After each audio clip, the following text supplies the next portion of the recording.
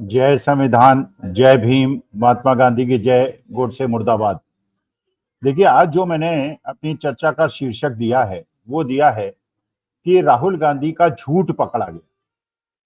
अच्छा, ये शीर्षक जब आप सुनेंगे, टैगलाइन आप देखेंगे तो आप सोचेंगे सबसे पहले जैसे ही टैगलाइन देखेंगे कि अखिल स्वामी जी को हो क्या गया। क्योंकि अभी तक जितने भी आपने वीडियो देखे हैं उसमें मैंने सरकार की आलोचना की है और कभी भी विपक्ष की आलोचना बहुत कम की है। और कारण यह है उसका, देखिए, लोकतंत्र के अंदर सत्ता पक्ष की आलोचना की जाती है और प्रश्न की जाती है, और विपक्ष पे प्रश्न पूछना इसलिए कोई मतलब नहीं रखता क्योंकि वो सत्ता में नहीं है। जब मैं नवयुवक था तो हम लोग उस समय कांग्रेस से प्रश्न पूछते थे,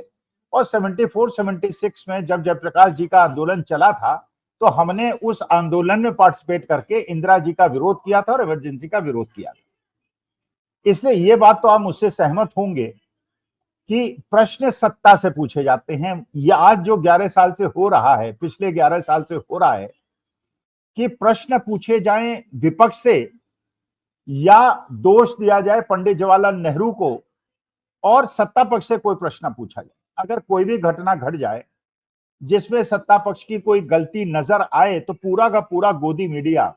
इस प्रयास में लग जाए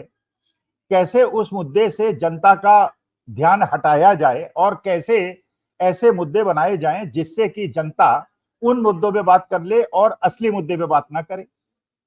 देखिए, आज के तारीख में जो पूरा देश जिस चीज से बहुत ज्यादा उद्वेलित है, जो कल राहुल गांधी ने भी कहा, जो खड़गे साहब ने भी कहा, वो ये कहा कि बाबा साहब भीमराव अंबेडकर ने और हमारे संविधान में एक व्यक्ति एक वोट का अधिकार दिया था, और ये अब एक प्रयास पिछले 11 साल से चल रहा है कि उस वोट के अधिकार से हमको वंचित कर दिया जाए। पहले जो हुआ उसमें नए वोटर्स ऐड हुए, ये महाराष्ट्र के अंदर हुआ, ये हरियाणा के अंदर हुआ, ये बाकी प्रदेशों के अंदर हुआ, और ये मध्य प्रदेश के अंदर भी अब ये नया मामला रोशनी में आया कि करीब 1700 ऐसे मकान हैं जहां पे 50 से 100 लोग रहते हैं। अच्छा, अगर चुनाव आयोग अपने प्रणाली पे और अपनी प्रक्रिया पे पूरी तरह से आश्वस्त है कि उसके अंदर कोई गड़बड़ी नहीं है, तो मानी बात है उन मकानों का विजिट कराना चाहिए था अपने अधिकारियों द्वारा, और ये पता चलाना चाहिए था कि वो एक मकान कितने बड़े हैं, कितनी बड़ी हवेलियां हैं जहां पे 50 से 100 लोग रहते हैं। यही दिल्ली के चुनाव में पता चला कि जो मेंबर ऑफ पार्लियामेंट थे भारतीय जनता पार्टी के, उनके मकान में भी जहां पिछली बार चुनाव में 3 और 4 लोग रजिस्टर्ड थे, इस बार 50-60 लोग रजिस्टर्ड थे। लेकिन चुनाव आयोग ने उसकी जांच नहीं कराई, और जबकि ये होता है, जब भी कोई चुनाव होता है उसके पहले जो बीएलओज होते हैं वो घर घर जाके, मोहल्ले में जाके लोगों से बात करके पता चलाते हैं कौन से ऐसे लोग हैं जो शिफ्ट हो गए, कौन से ऐसे लोग हैं जो मर गए हैं, और कौन से ऐसे लोग हैं जो नए वोटर लिस्ट में जिनका नाम आना चाहिए। इसका माने कि सच जानने का प्रयास तो चुनाव आयोग ने किया ही नहीं। और अब जब ये प्रश्न सबसे ज्यादा प्रकाश में आ गया है और सबसे ज्यादा चर्चा में आ गया है तो नए नए मुद्दे उठाए जा रहे हैं। जैसे कल आपने देखा कि एयरफोर्स चीफ ने कहा कि हमने पाकिस्तान के 5 जेट गिरा दिए थे। अच्छा, ये बात 3 महीने हो गए ऑपरेशन सिंदूर को, और ये अभी तक ना तो एयरफोर्स ने कहा था और ना ये संसद के अंदर जहां लंबी चर्चा हुई थी ऑपरेशन सिंदूर पे, वहां ना सरकार ने कहा था, ना रक्षा मंत्री ने कहा था, ना प्रधानमंत्री ने कहा था। लेकिन अब एयरफोर्स चीफ कह रहे हैं इसका मतलब ये है कि जो ये चुनाव आयोग की कोताही है, इसको डाइवर्ट करने का, लोगों की अटेंशन को डाइवर्ट करने का प्रयास हो रहा है, वरना ये बात पहले ही कह दी गई होती। फिर आर्मी चीफ की तरफ से एक स्टेटमेंट आ गया। आर्मी चीफ ने कहा कि हो सकता है कि हमारे को कुछ दिनों के अंदर पाकिस्तान से युद्ध करना पड़े। अरे भाई, अगर युद्ध करना पड़े तो उसकी प्रिपरेशन कीजिए। जनता को क्यों आतंकित कर रहे हैं, जनता को क्यों परेशान कर रहे हैं? इसलिए ये जो बॉर्डरिंग एरियाज के लोग हैं वो इस बात से बहुत ज्यादा टेरराइज्ड हो जाएंगे, उनके दिलों में चिंता आ जाएगी। क्योंकि पिछली बार भी जो ऑपरेशन सिंदूर हुआ तो जहां हम लोगों ने उनके एयर बेसेस पे स्ट्राइक किया, उनके आतंकवादी ठिकानों पे हमला किया, उन्होंने हमारे सिविलियंस पे अटैक किया, तो सिविलियंस भी घबराहट में आ जाएंगे। तो एयरफोर्स चीफ ने ये क्यों कहा? आर्मी चीफ ने ये क्यों कहा? इसका मतलब ये है कि सेना का उपयोग अब होने लगा है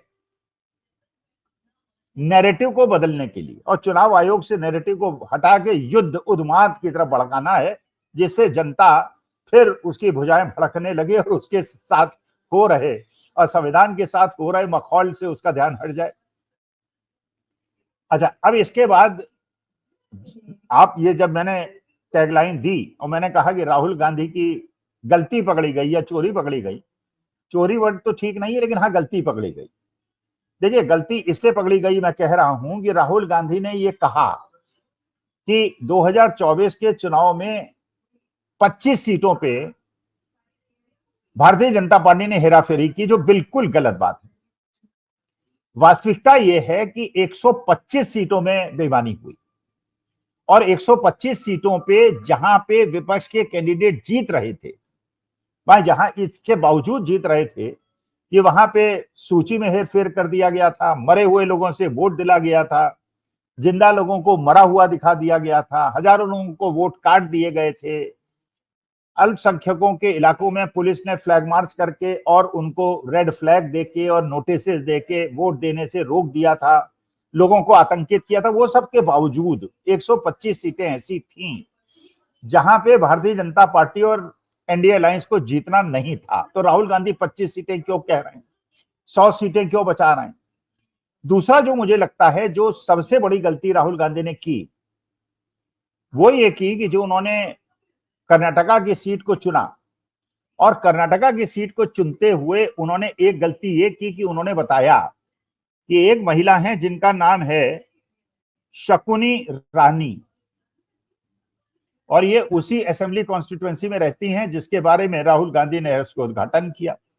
और इसमें उन्होंने बताया कि 3 एपिक नंबर से, 3 एपिक नंबर हैं इन महिला के, शकुन रानी के,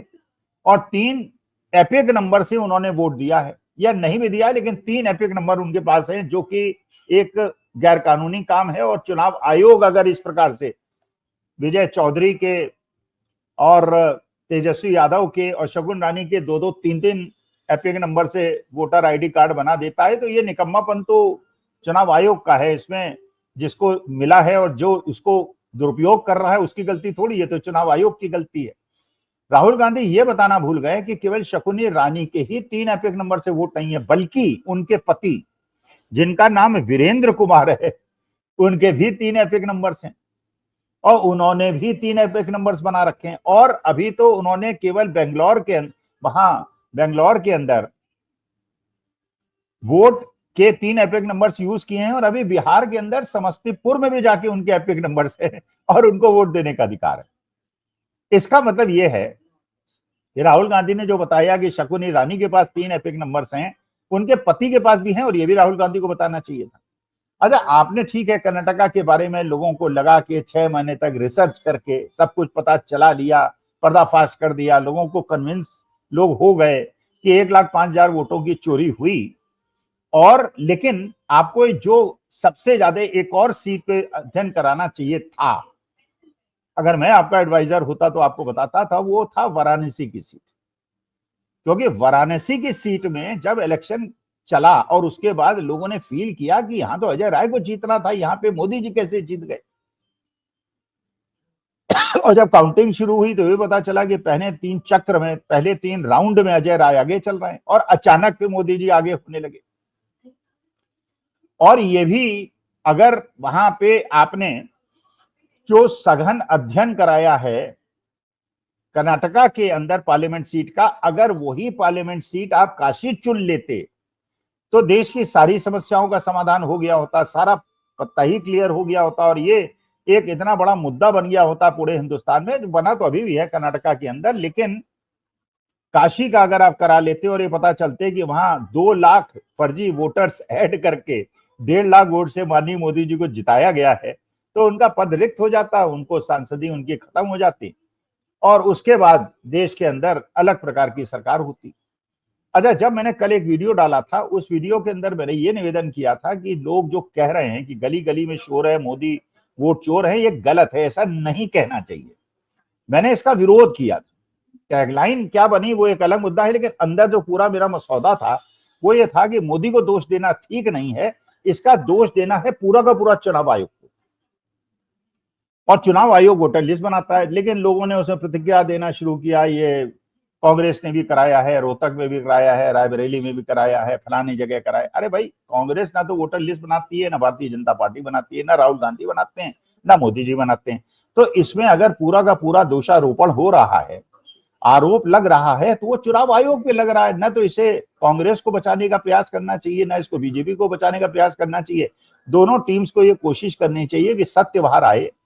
और हमारे देश में जो संविधान के अंदर लोगों को एक वोट का अधिकार मिला है उसका वो उपयोग कर सकें। लेकिन जिस प्रकार से चुनाव आयोग को बचाने के लिए भक्तगण और भारतीय जनता पार्टी के प्रवक्ता और गोदी मीडिया पूरी तरह से टूट पड़ा है, इससे ये लगता है कि देयर इज ए कोरिलेशन, एक अंडरस्टैंडिंग है भारतीय जनता पार्टी और चुनाव आयोग की। अच्छा, एक और स्थिति आप देखिए, अगर राहुल गांधी कह रहे हैं कि 25 सीटों में हेरफेर हुई और हेरफेर हुई 125 सीटों में, इसका मतलब यह है कि चुनाव आयोग और भारतीय जनता पार्टी के बीच में जो एक संबंध होने की संभावना है उसमें एक समस्या भी पैदा हो गई है। भाई आप जानते हैं, सुनी सुनाई बात है, मेरे पास कोई प्रत्यक्ष प्रमाण तो है नहीं, कि किसी मोहल्ले में कोई चोरी होती है तो पुलिस वाले आके आपसे सबसे पहले पूछते हैं कि कितने की चोरी हुई, और आपने कहा कि साहब 5 लाख की चोरी हुई। मैं एक काल्पनिक जो सुनता हूं वो बता रहा हूं, मेरे पास कोई प्रमाण नहीं है। 5 लाख की चोरी हुई। अच्छा, फिर पुलिस वाले जो है उस चोर को बुलाते हैं, इसमें चौंकी मत, आप समझ जाएंगे। वो चोर को बुलाते हैं, पूछते हैं कितने की चोरी हुई, वो कहता है 2 लाख की चोरी हुई। वो कहते हैं बेटा अच्छा, जिसकी चोरी हुई है वो 5 लाख बता रहा है, तुम 2 लाख की चोरी बता रहे हो, ज्यादा चालाक मत बनो और इधर फिर समझ लीजिए आप क्या होता है। उसी प्रकार से ये हुआ। अब भारतीय जनता पार्टी ये कह सकती है जो काल्पनिक है, लेकिन मेरे दिमाग में प्रश्न उठा, हो सकता है आपके दिमाग में प्रश्न उठाओ, भारतीय जनता पार्टी पूछे बेटा तुमने जो पैसा लिया, सुविधाएं ली, वो तो 125 सीटों की हेरा फेरी की ली, और राहुल गांधी कह रहे हैं 25 सीटों में हेरा फेरी हुई, तो 100 सीटों का पैसा तुमने क्यों लिया, सुविधाएं क्यों ली, उसे वापस करो। तो चुनाव आयोग इसलिए भी परेशान है, वो कह रहा है कि राहुल गांधी जो है अनर्गल आरोप लगा रहे हैं, क्योंकि अगर राहुल गांधी 125 सीट कहते तो चुनाव आयोग कहता कि ठीक है जो होगा सो देखा जाएगा, लेकिन मैंने जो अपना जुगाड़ किया था भारतीय जनता पार्टी से वो 125 सीटों का कहा था, और वही राहुल गांधी 125 सीट कह रहे हैं। लेकिन राहुल गांधी ने 25 सीटों की बात कह के मेरे ख्याल से गलती कर दी और चुनाव आयोग को भारतीय जनता पार्टी से भी उलझा दिया। तो इस प्रकार से जो पूरी परिस्थिति बन रही है आज के तारीख में, जो पूरा का पूरा नैरेटिव वोट चोरी पे आ गया है, और जिस प्रकार से मुहिम चल रही है, और राहुल गांधी की लाइव प्रेस कॉन्फ्रेंस को 18 करोड़ लोगों ने देखा, और जब उन्होंने वोट चोरी के खिलाफ एक वेबसाइट लॉन्च की उसमें भी लाखों लोगों ने उसको देखा। पूरा देश का नैरेटिव बदल गया है। अब गोदी मीडिया और लोग और एयरफोर्स चीफ और एयर आर्मी चीफ के माध्यम से जो नैरेटिव को चेंज करने का प्रयास हो रहा है, ये भी एक गलत है देश के लोकतंत्र के लिए, कि हमारे देश के अंदर जो संविधान बनाया गया था वो इस प्रकार से बनाया गया था कि सेना का राजनीतिक उपयोग ना हो, उसे राजनीतिक पर्पसेस और जिससे कोई विद्रोह ना हो, और देश के अंदर सेना का शासन ना हो जाए। लेकिन अगर इस प्रकार से एयरफोर्स चीफ को यूज किया जाएगा 3 महीने के बाद कि हमने 5 उनके फाइटर प्लेन्स गिराए,